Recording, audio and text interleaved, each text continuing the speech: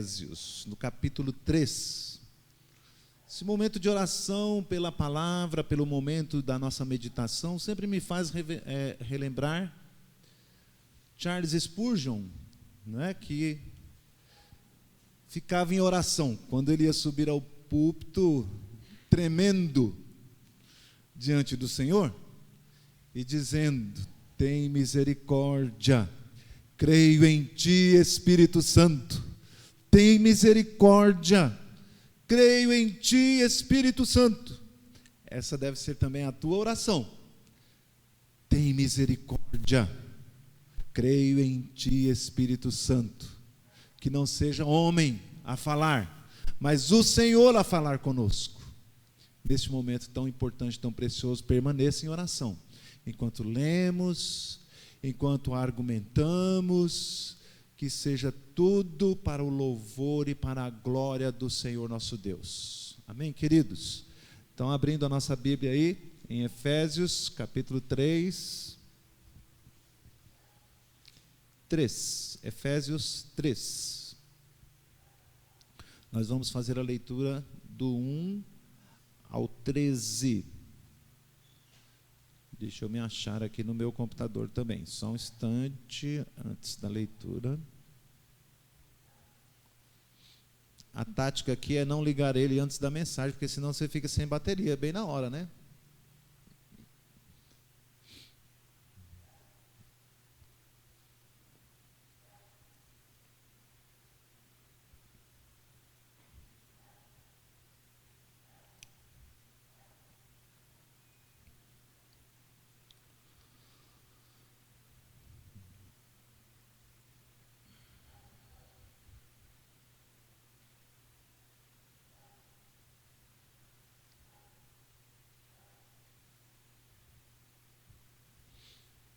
Muito bem, graças a Deus. Vamos à leitura então da palavra de Deus.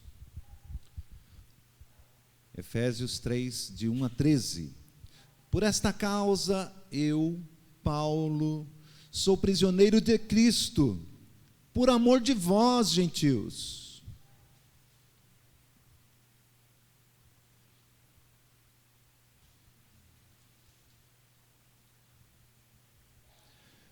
Se é que tendes ouvido a respeito da dispensação da graça de Deus a mim, confiada para vós outros. Pois, segundo uma revelação, me foi dado conhecer o mistério, conforme escrevi há pouco resumidamente. Pelo que, quando ledes, podeis compreender o meu discernimento do mistério de Cristo, o qual em outras gerações não foi dado a conhecer aos filhos dos homens, como agora foi revelado aos seus santos apóstolos e profetas no Espírito, a saber, que os gentios são co-herdeiros, membros do mesmo corpo e coparticipantes da promessa em Cristo Jesus por meio do Evangelho, o qual foi constituído ministro conforme o dom da graça de Deus a mim concedida, segundo a força operante no seu poder.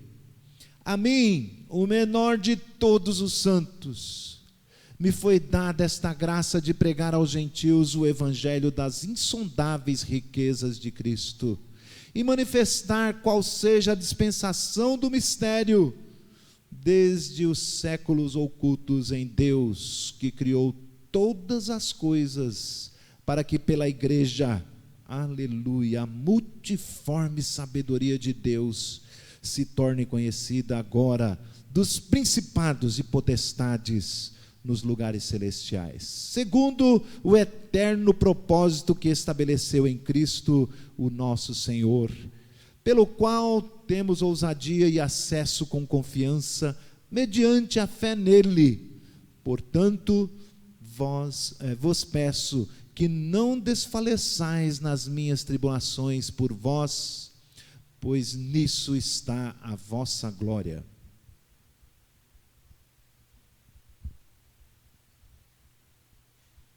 Oramos já abundantemente e continuamos em oração. Creio em Ti, Espírito Santo, tem misericórdia de nós, fala conosco. Bendito seja o Senhor.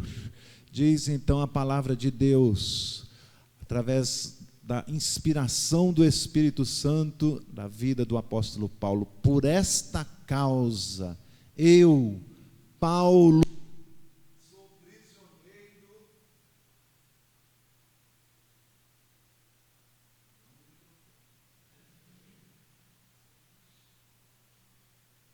Por esta causa, eu, Paulo, sou prisioneiro de quem? De Cristo. Meus irmãos, por amor de vós, gentios. Quero abrir aqui um parêntese, antes de irmos à mensagem propriamente dita, abrir um parêntese quanto a esta afirmação: sou prisioneiro de Cristo. Eu sou prisioneiro não de Roma. A minha vida não está nas mãos de Roma, nem tampouco dos judeus. A minha vida, está dizendo o apóstolo Paulo com isso, está nas mãos de Deus, nas mãos de Cristo, que controla, que governa e que dirige todo o universo. É nas mãos dele que está a minha vida. Tem aqui, antes de ir para a mensagem propriamente dito, uma grande lição. Pergunto a você: em quem está as tuas mãos? A tua vida, nas mãos de quem a tua vida está? Em quem você tem depositado a tua confiança? Com que perspectiva? Sim, porque é uma questão de perspectiva. Para qualquer um que olhe para a vida do apóstolo Paulo, vai dizer: ele está preso por Roma, ele foi preso por causa dos judeus, mas ele pega e afirma categoricamente: não sou prisioneiro de homens, sou prisioneiro de Cristo, a minha vida está em suas mãos. É tremendo o ensino da palavra de Deus neste ponto. Assim, feito assim esta observação, não é? Este parêntese, queria esclarecer um pouquinho mais o que Paulo está querendo dizer com isso, para chegarmos ao ponto da nossa mensagem nesta noite, né? Fechando parênteses. Na verdade, o que está acontecendo aqui, que mesmo Deus sendo o autor soberano de todas as coisas, providencialmente agiu sobre a vida de Paulo, porque os judeus, que sim, tiveram a responsabilidade de trazer ao longo dos anos os oráculos de Deus, não puderam entendê-lo, não puderam compreendê-lo, e nem quiseram recebê-lo na sua maior e mais importante visitação, a vinda do nosso Senhor e Salvador Jesus Cristo a este mundo. Ficou oculto a eles. E então, porque se achavam melhores do que os gentios, não podiam, na sua arrogância, os judeus, aceitar que a salvação seria compartilhada com todos eles. Para quem não sabe, os gentios são chamados todos aqueles que não são judeus. Então, ao olhar para a história na Bíblia, na revelação de Deus, ao longo dos anos, ao longo dos séculos, o Senhor escolheu este povo para manifestar a sua luz ao restante do mundo, também chamado de gentios. Mas notem que a arrogância dos judeus não perceberam isto, mesmo sendo dito abundantes vezes em toda a sua história ao longo da revelação do Antigo Testamento. Entenda um pouquinho melhor isto. Lá em Atos dos Apóstolos, quando o apóstolo Paulo, já no capítulo 22, quem quiser pode abrir e acompanhar, mas deixa aí o dedinho, marca aí com a fitinha, a página de Efésios 3, o ventilador mesmo com a fitinha, ele tirou de novo do lugar aqui, ele é teimoso esse ventilador. Abra aí a sua Bíblia, então, em Atos, capítulo 22, 29, deixando marcado Efésios, né? Paulo, neste ponto, está dando um testemunho da oração que ele fez quando ele foi chamado para pregar aos gentios, para ser o apóstolo dos gentios. Então ele está dando testemunho lá, está falando, e ele fala a respeito de uma oração que ele falou com Deus nesse instante, e qual foi a resposta de Deus. Nota então, diz assim a palavra de Deus, versículo 19, Atos 22, versículo 19, e eu disse, é a oração dele ao Senhor, Senhor, eles bem sabem que eu encerrava em prisão, e nas sinagogas açoitavam os que criam em ti. Quando se derramava o sangue de Estevão, a tua testemunha, Senhor, eu também estava presente, consentia nisto, e até guardei as vestes dos que o matavam. Mas ele me disse, Paulo então dando seu testemunho, disse, eu orei desse jeito a Deus, mas ele me disse, ele me respondeu, vai, porque eu te enviarei para longe, a quem? Aos gentios. Aí o versículo 22 mostra uma interrupção abrupta. Ele foi interrompido. Ouviram-no até esta palavra. Que palavra? Gentios. Até esta palavra. E então gritaram dizendo, tira tal homem da terra, porque não convém que ele viva. Que é isto? Uma declaração de prisão seguida de pena de morte. O brado, a interrupção abrupta, o grito, matem-no, cale-se esse homem. Por quê? Porque para eles era inconcebível, inadmissível, que o evangelho fosse pregado também aos gentios. O quê? Estes imundos, era assim que eles consideravam os gentios, imundos. No templo havia uma parede que separava, não podia entrar os gentios no templo. Pedro, depois de convertido, já no livro de Atos, né?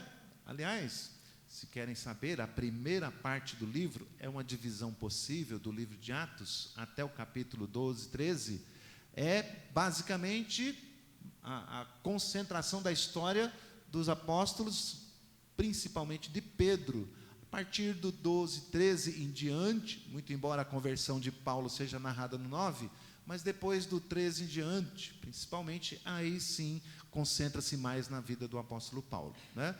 Então, voltando, falando de Pedro outra vez. Pedro foi enviado, foi mandado pregar a Cornélio, um gentil, e ele ficou, mas Senhor, mas como assim, um gentil? O Senhor lhe mostra uma visão que vem do céu. Estou improvisando, aí vai se alongando, mas para os irmãos entenderem o quanto eles detestavam os gentios. Aí o Senhor mostra uma visão que vem do céu, um lençol cheio de animais imundos, que o judeu não poderia comer, era recusado por eles, porco, aves de rapina e etc. Aí uma voz do céu diz, mata e come. O que, Senhor? Sim, mata e come. Mas eu jamais coloquei algo imundo na minha boca. Aí o Senhor disse para ele, não considere imundo aquilo que o Senhor purificou. Que coisa tremenda. Ele estava falando de animais? Estava falando de porco? Não, ele estava falando a um judeu, dizendo, eu estou te enviando para pregar aos gentios, você que os considera imundo, eu os purifiquei. Quem é você para considerar imundo? Vai lá e prega, porque eu tenho propósito com eles, e quero alcançá-los para a salvação. Olha que coisa tremenda. Mas Paulo, quando então está fazendo a sua defesa, dando o seu testemunho, narra isso e diz: o Senhor me enviou aos gentios. Os judeus então se revoltaram contra ele. E sabe então o que aconteceu? Paulo apela para Roma. Então Roma meio que salva Paulo dali, porque o seu destino era a morte, era ser decapitado, apedrejado, quem sabe, que era costume dos judeus.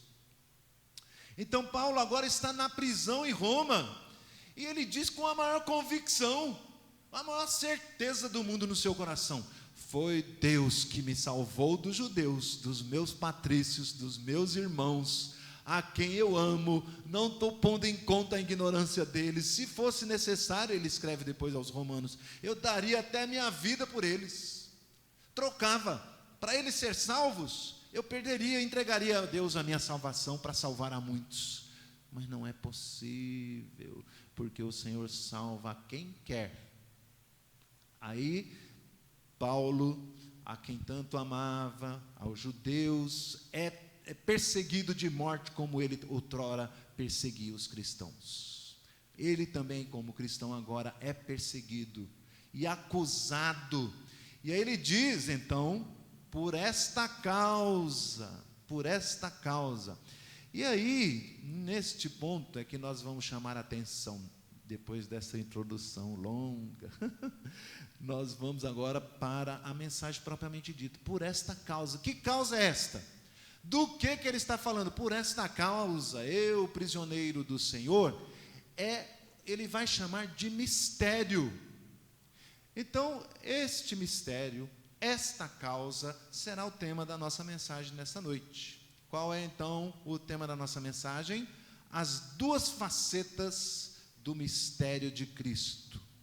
Vou repetir: duas facetas, duas nuances, dois lados de uma mesma moeda do mistério de Cristo. É disto que ele está falando, é disto que ele vai falar. Tudo isso para dizer: ele é prisioneiro de Cristo, usado por Cristo para pregar o Evangelho, e ele não vê que seja um grande problema. Antes, foi providência de Deus estar ali preso. Não foram romanos, não foram judeus, não foram homens. Antes o Senhor me colocou aqui, e eu sou prisioneiro dele, a seu serviço, para fazer o que ele bem quiser, o que lhe aprouver da minha vida.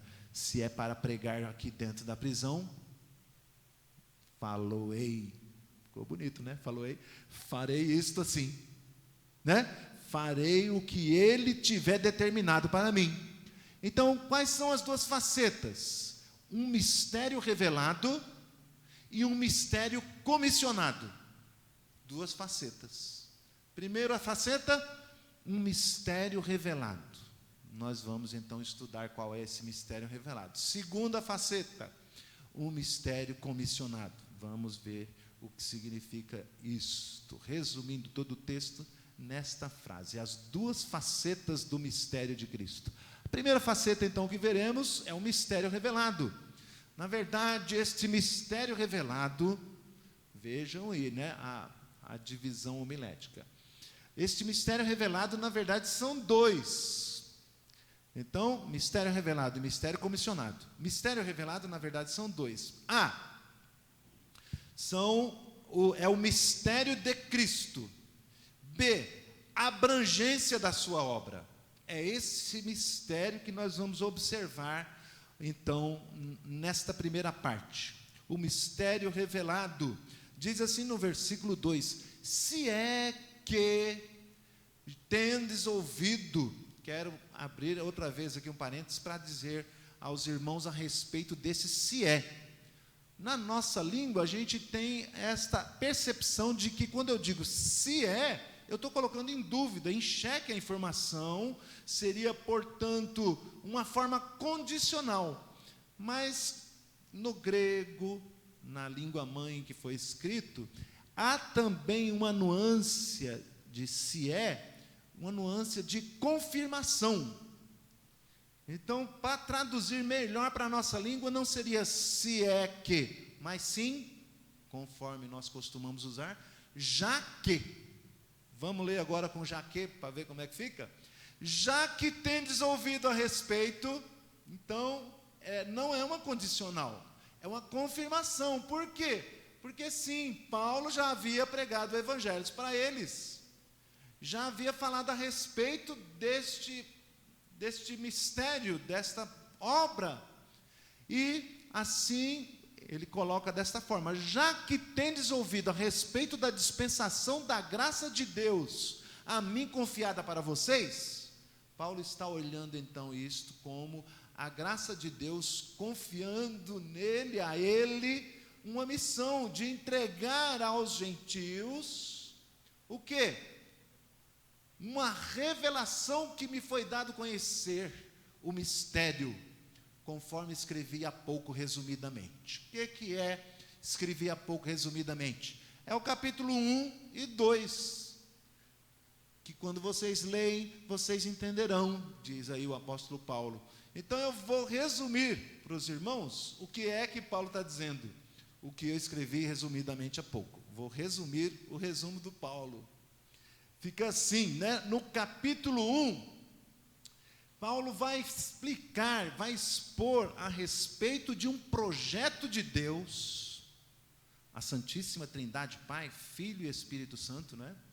Que ele fez, um projeto que Deus fez desde antes da fundação do mundo, antes de formar as galáxias e todo o universo, antes de formar o céu, a terra, o mar e tudo que neles há, antes de formar o homem, Deus tinha feito um plano, e tinha já, então, incluído você e eu neste plano.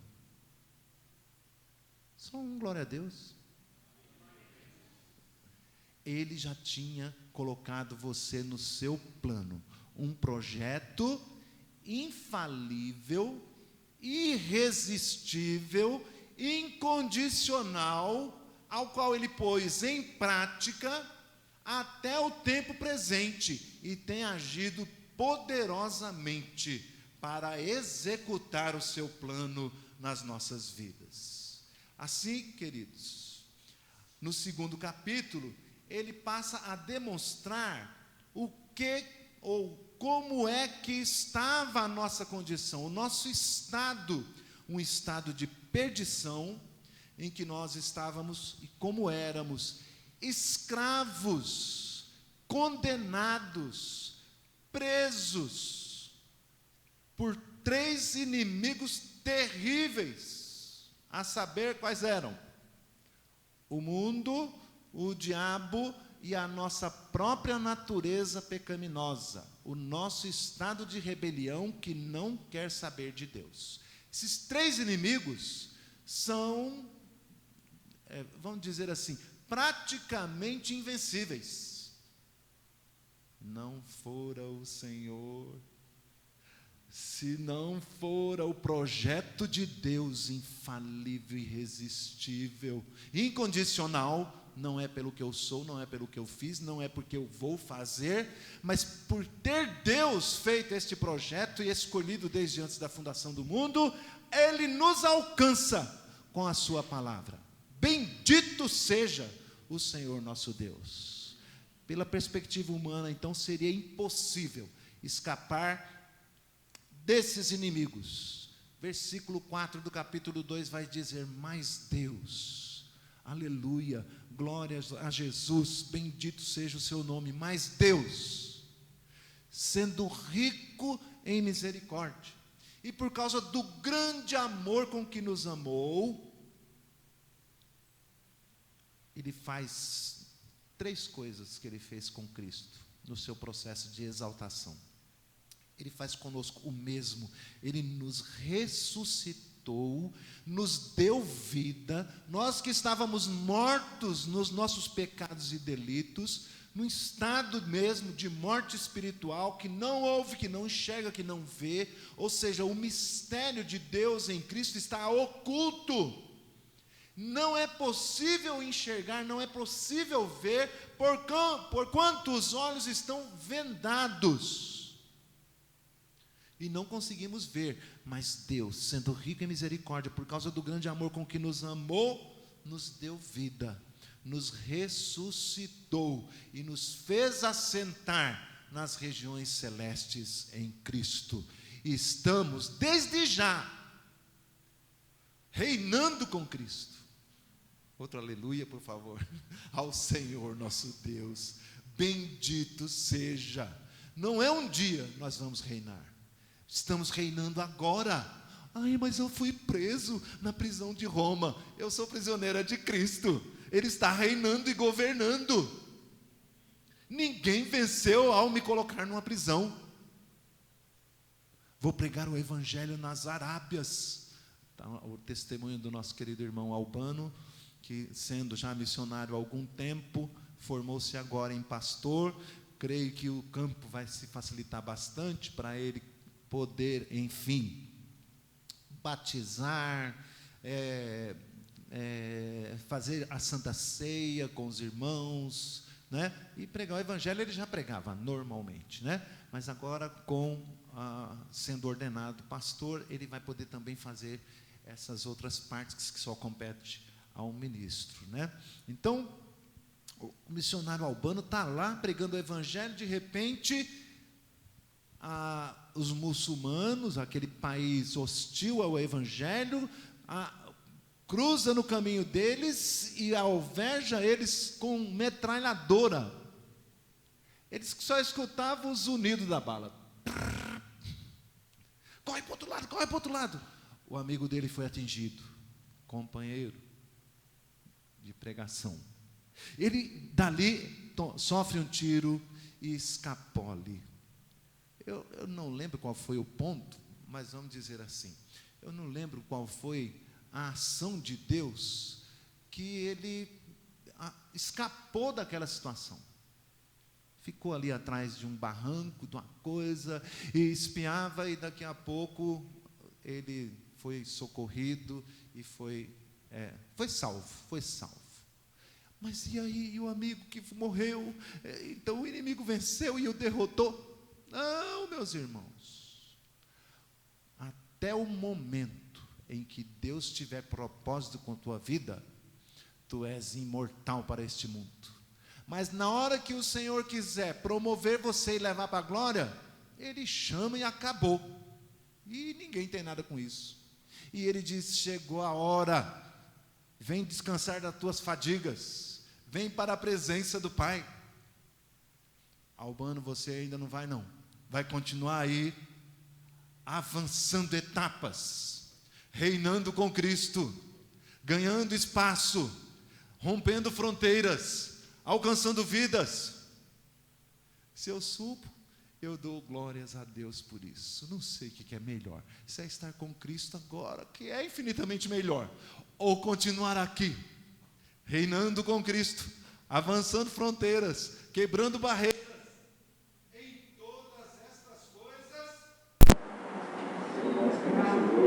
sou mais que vencedor em Cristo Jesus, nosso Senhor. Amém. Então, queridos, tem um mistério.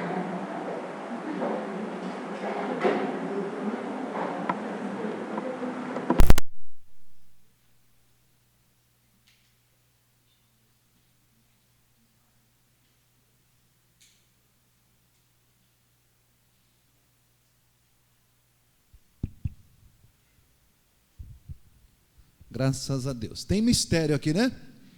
Irmãos, então o mistério, o que é mistério?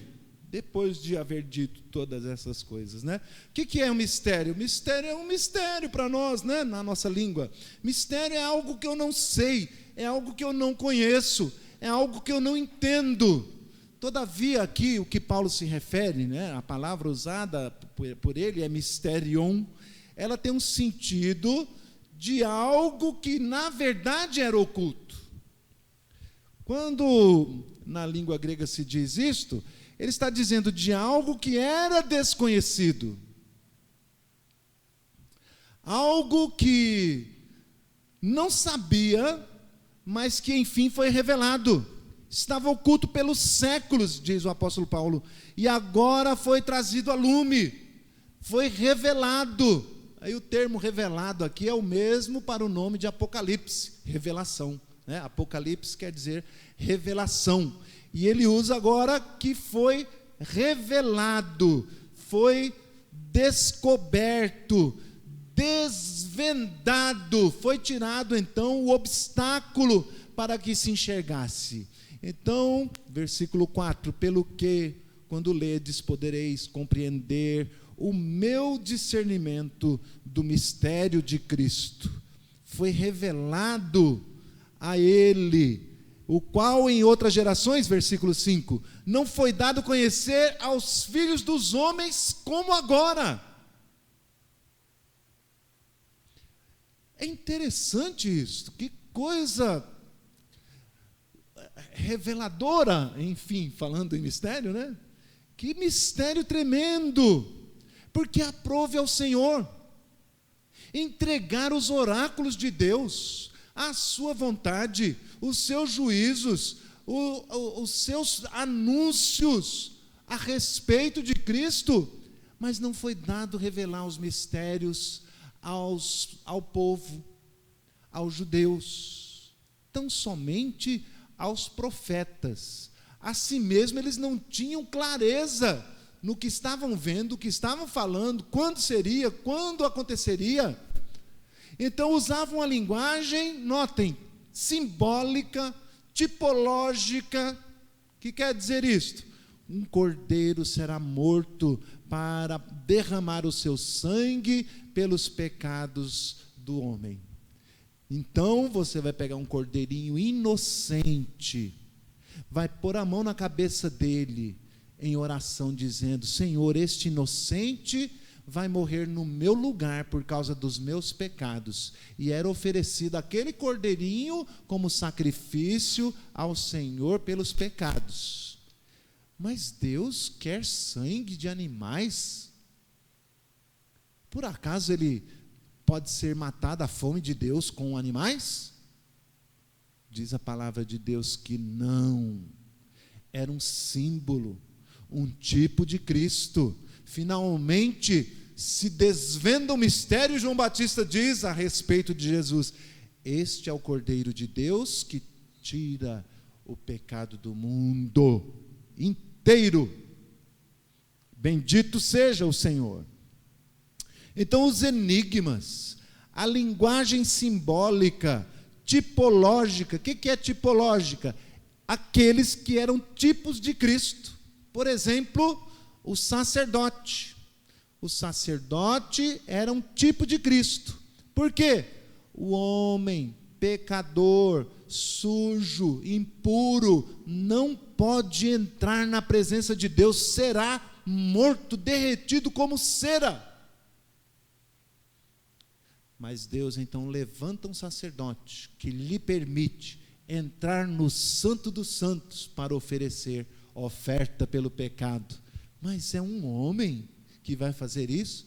Diz a carta aos Hebreus que não. Todo ano ele tinha que fazer a mesma coisa, primeiro pelos pecados dele, depois pelo do povo.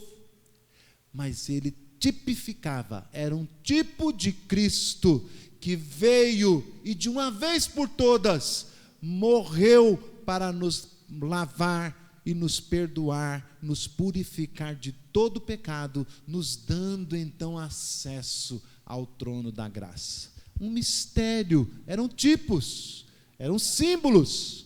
Então somente agora foram descobertos, revelados para a glória do Senhor. Cristo então é este mistério revelado. E dentro deste mistério revelado, a outra nuance deste mistério revelado é a abrangência da obra de Cristo. No versículo 6 vai dizer assim: a saber, qual é o mistério?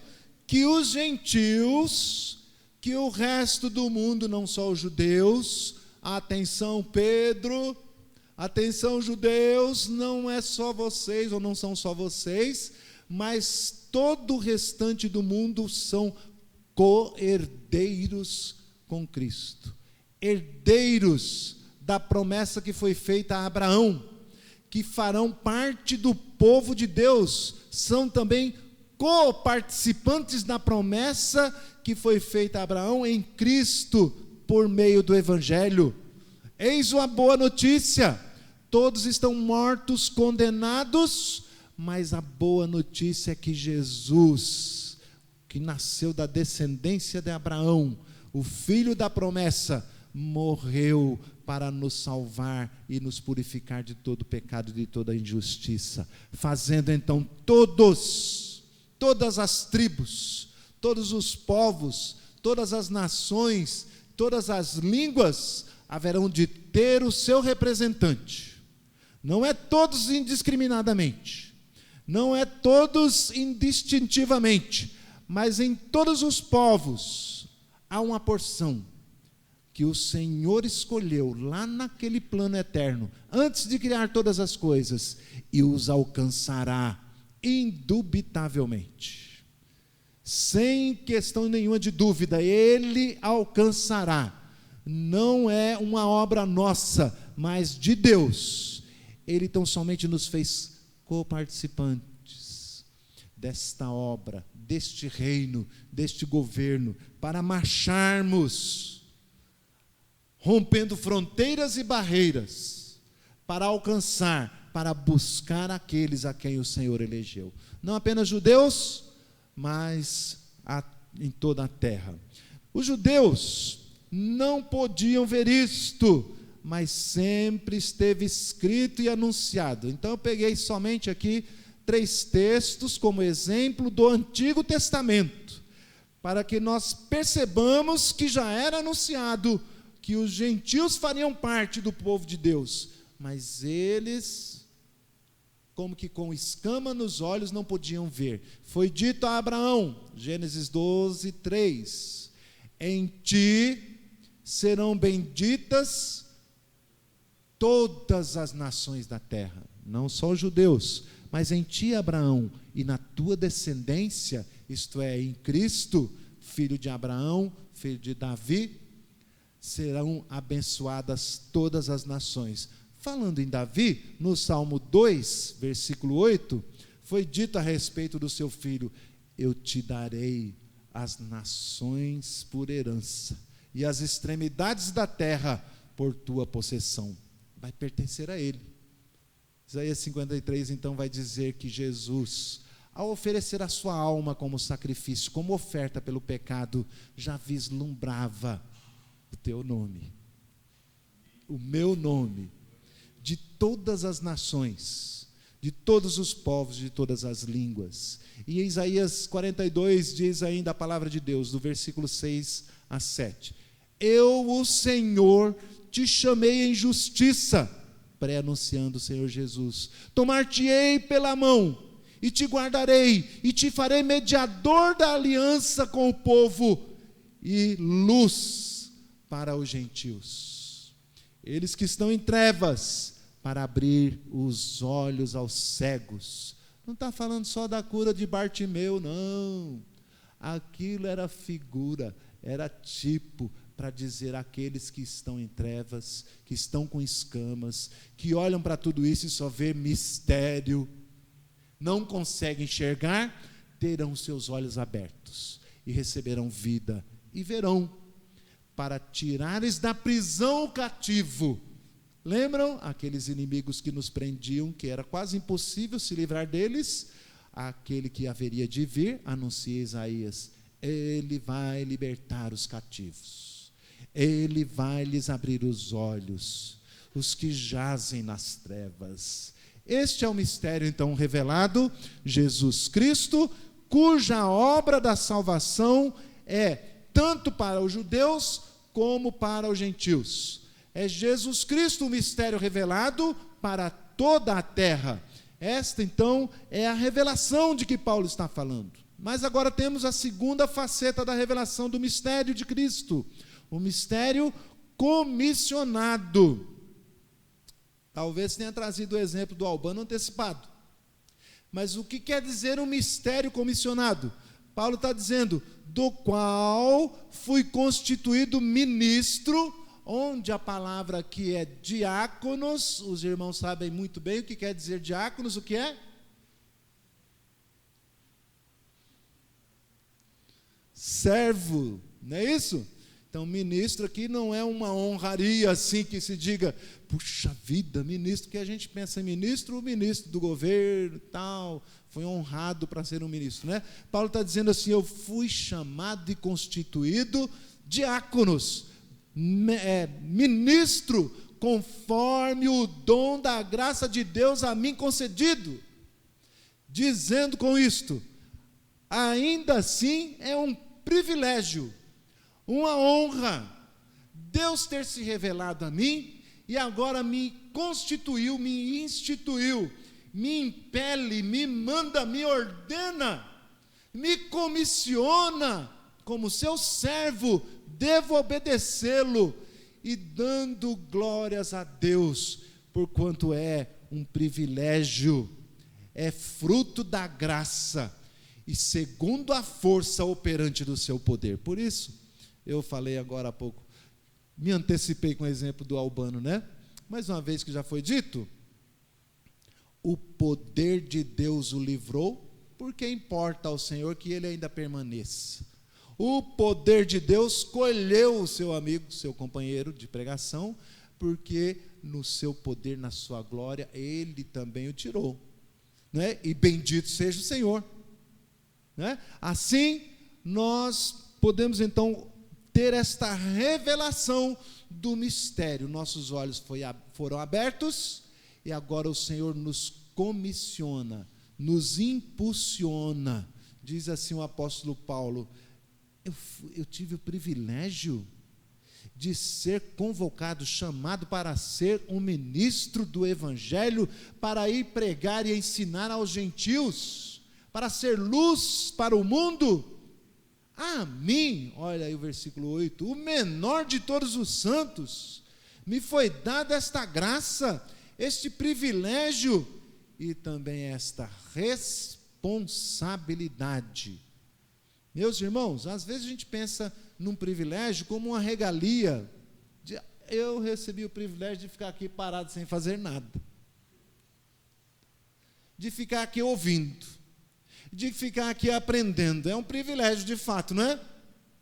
Bendito seja o Senhor por isso, aleluia, mas que nos enche de responsabilidades, como agora saber e não avisá-los, aqueles que estão em trevas, marchando em trevas para o inferno, em escuridão, com seus olhos tampados. A palavra de Deus então está nos constituindo, está abrindo os nossos olhos e o nosso entendimento. Vá aos gentios, pregue a eles, fala a respeito da salvação, não os deixe morrer sem o conhecimento, é preciso pregar o Evangelho.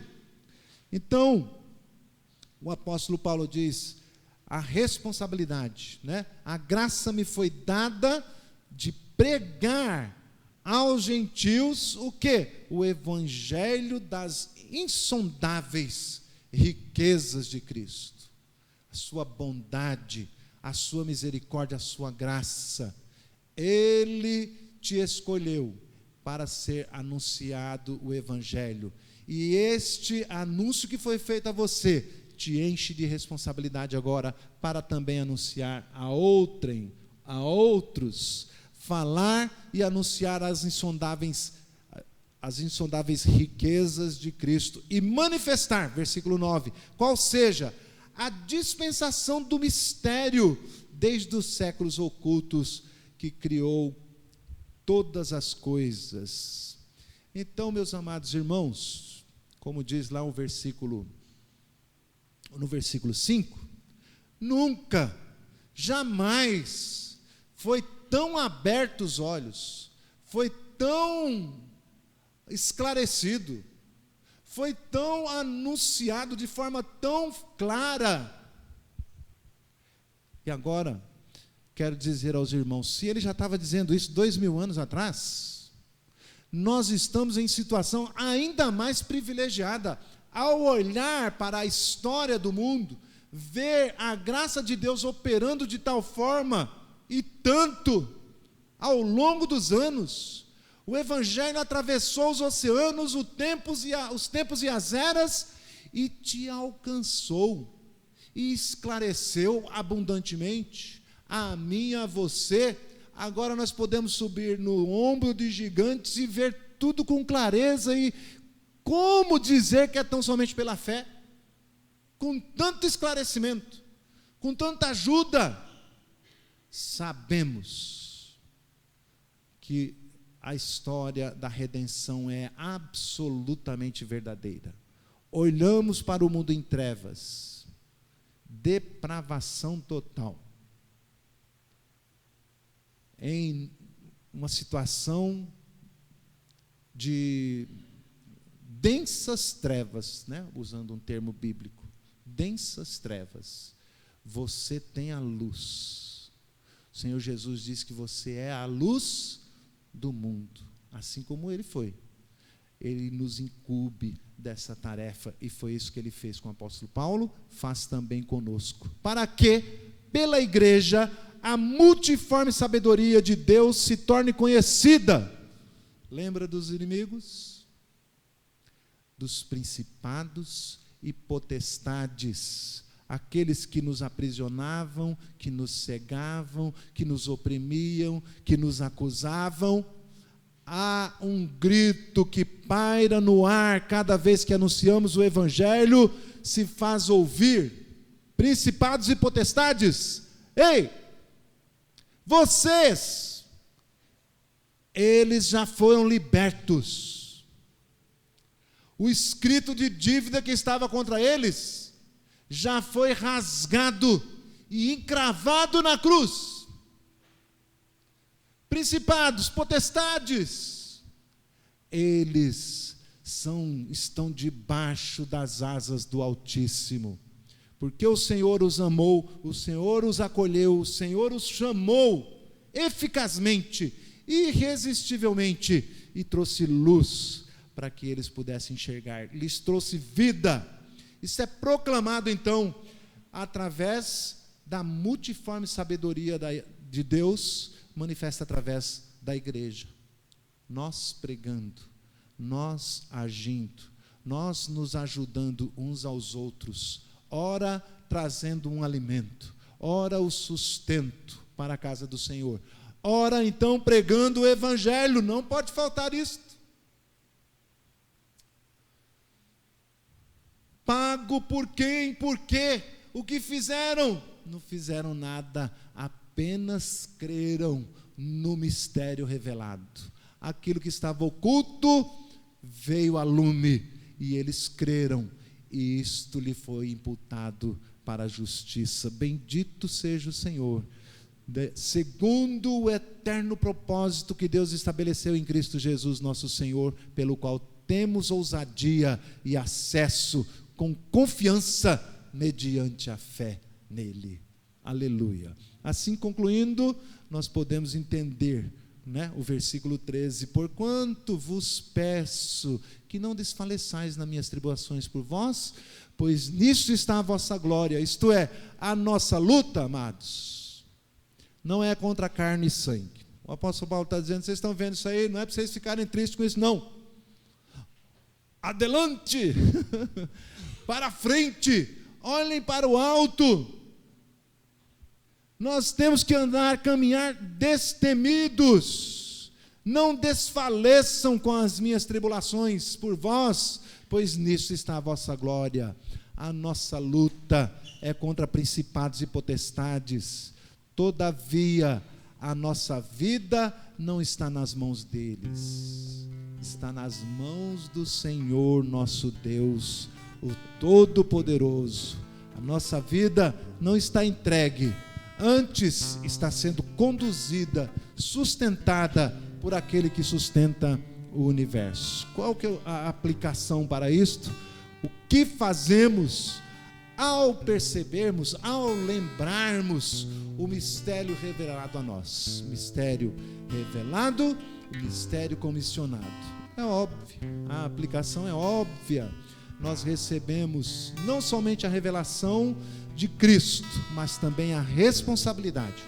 Devemos pregar o Evangelho a toda criatura, como nos comissionou o nosso Mestre. Quer uma aplicação mais prática? Coloquei um quadro ali de avisos, um quadro aberto. Tem várias funções, vários ministérios ocupados já. E muitos outros também abertos, esperando a tua participação. Você escrever lá teu nome. Que forma? Quais das multiforme sabedoria de Deus eu posso ser coparticipante desta missão? Senhor, estenda a tua mão e erga ao céu. Senhor, eu quero ser usado como um instrumento em tuas mãos. Usa-me para o teu louvor. Senhor, eu sei, a tua palavra me falou nesta noite que eu fui comissionado a agir. Eu não posso continuar como estava, simplesmente acomodado no privilégio, mas fazendo uso do privilégio que me é dado de ser servo do Altíssimo. Que coisa bendita! Há ali um grupo que eu poderia dizer para vocês, se tornou a menina dos olhos do pastor. Chama-se GAM, Grupo de Apoio e Ação Missionária. Ninguém pôs nenhum nome ainda. Ninguém pôs nenhum nome no GAM. Por quê? Porque perdemos a visão da comissão que recebemos. Nós precisamos de gente que se preocupe, que cuide. O que está acontecendo com missões? É preciso informar a igreja. Qual igreja está sendo atacada? Nós precisamos entrar em guerra e oração. O que a gente pode fazer? Mas pastor, eu tenho família, eu não posso ir. Nós temos 3 jeitos de fazer missão. Saiba quais são as maneiras? Você sabe? Nós já sabemos. O difícil não é saber, é pôr em prática. É dizer, sim Senhor, eis-me aqui. Eu posso ir. Não posso. Então eu posso contribuir. Não, também não dá, eu estou desempregado, etc e tal.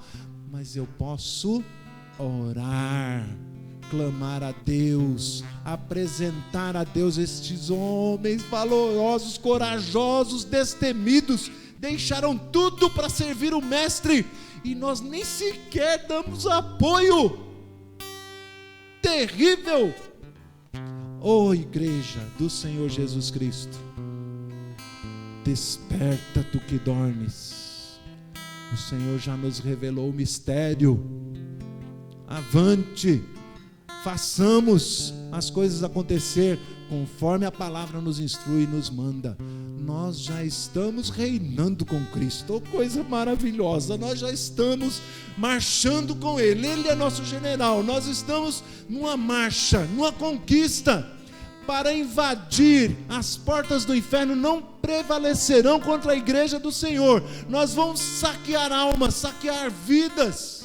São os despojos a levar ao Senhor, dizendo, Senhor, eis-me aqui, Senhor, usa-me. Vamos cantar? Vamos consagrar nossa vida ao Senhor? É um momento agora, irmãos, de reflexão. Nós ouvimos a mensagem, ficou clara. Se não ficou tão clara, a responsabilidade é do mensageiro, não fez direito. Mas desde o início do culto, eu creio, você está dizendo, eu creio no Espírito Santo. Fala comigo nesta noite. E o Senhor falou com você. Entregue-se, consagre a sua vida ao Senhor. Primeiramente cantando esse cântico. Depois vou fazer a oração e bênção. E você terá mais oportunidade de fazer a sua consagração pessoal ao Senhor nesta noite ainda.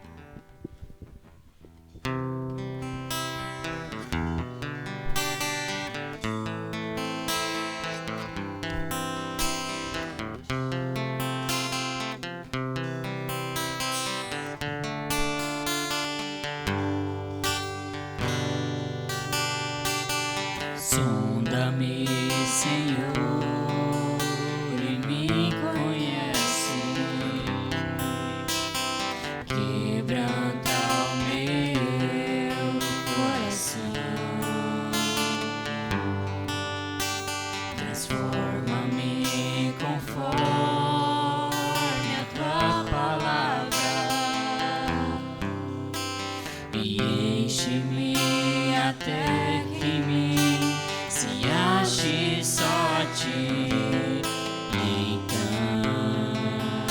vidas. Usa-me, Senhor.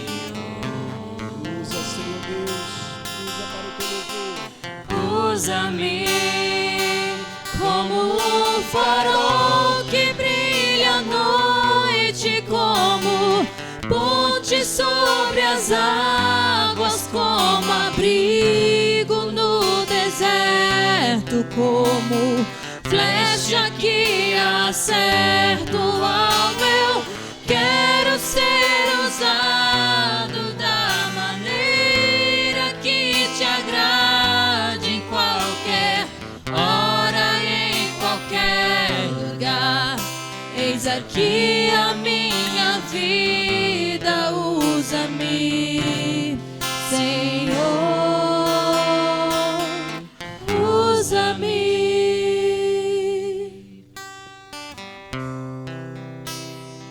Senhor,